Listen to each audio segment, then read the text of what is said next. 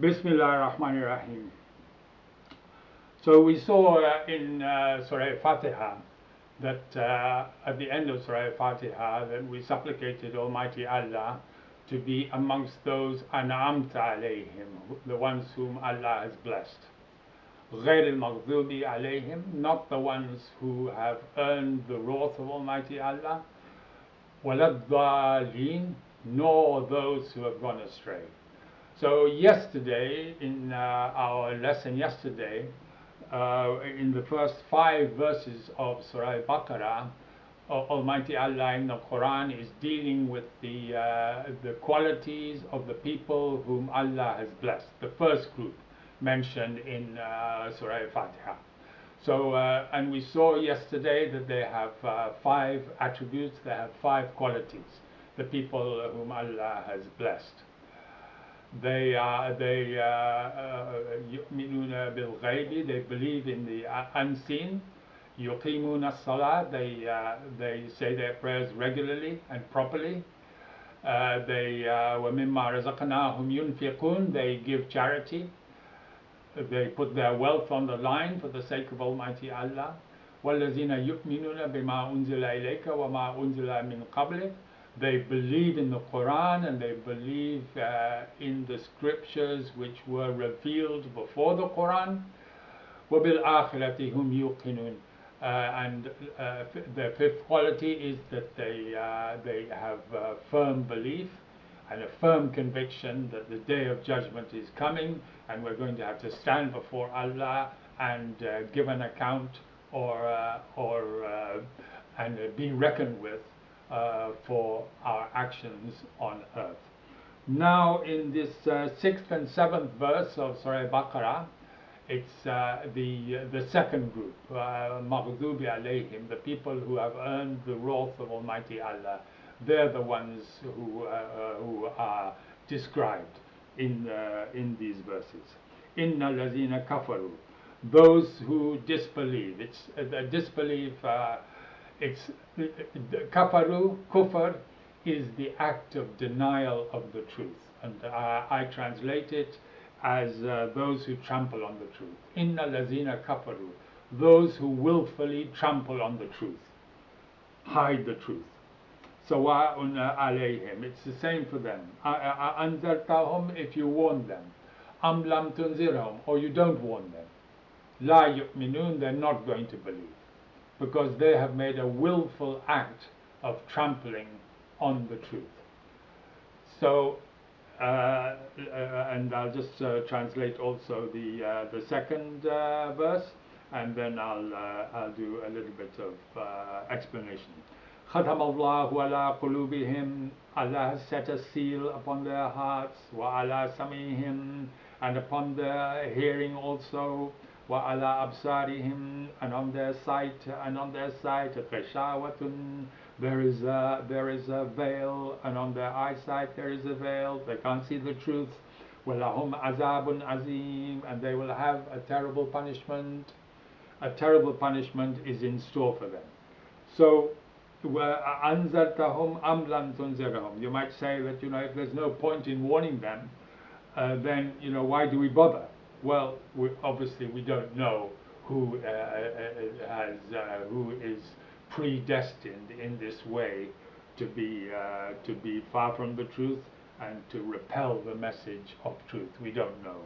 The second thing is that we do it for our own sake, but we do it in order to discharge our responsibility of communicating the truth, as is to all and sundry, as is the responsibility of every Muslim. And but another thing to be kept in mind is that there is a cutoff point. If people are continually making fun of ridiculing one for for the message that one is communicating, and making fun of one, and more importantly making fun of the book of Allah, then there does come a cut-off point when there's no point in trying anymore. In fact, at that point, cutting off from them is itself an act of dawah, which, as we saw in Surah al Fatiha, our relationship with human beings is based on dawah, calling people to the truth.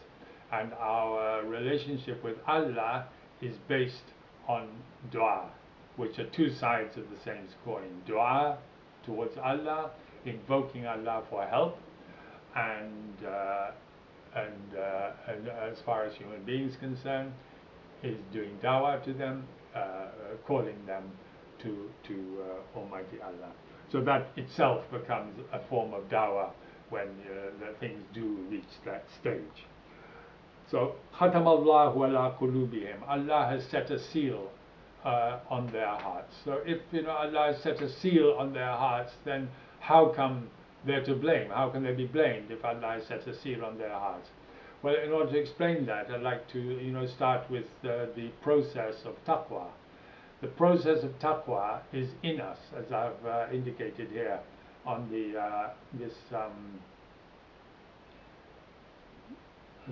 I've indicated here.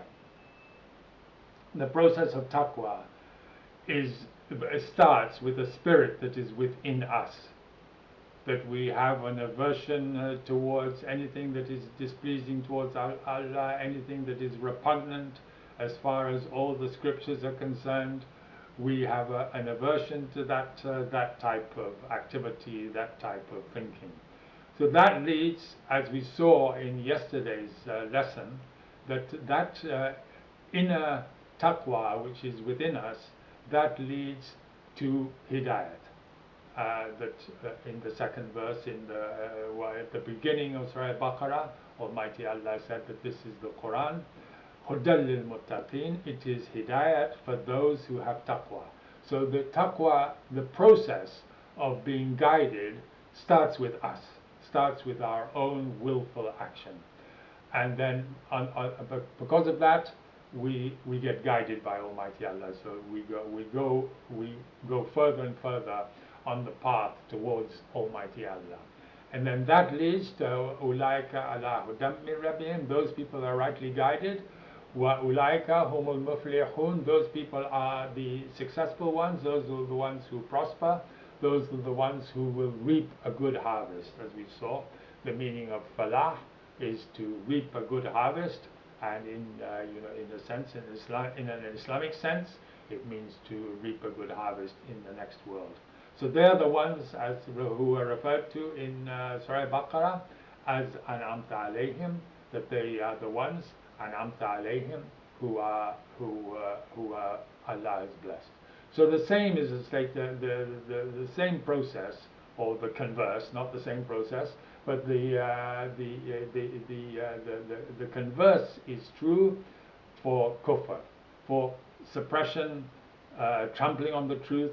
The ones who trample on the truth, the ones who have an innate repository of kufr, of aversion to the truth within them.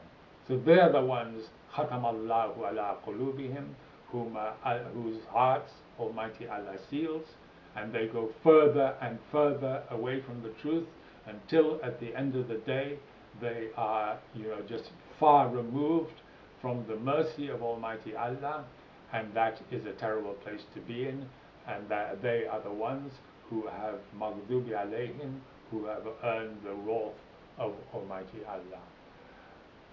Wa akhiru da'wana and alhamdulillahi rabbil alamin.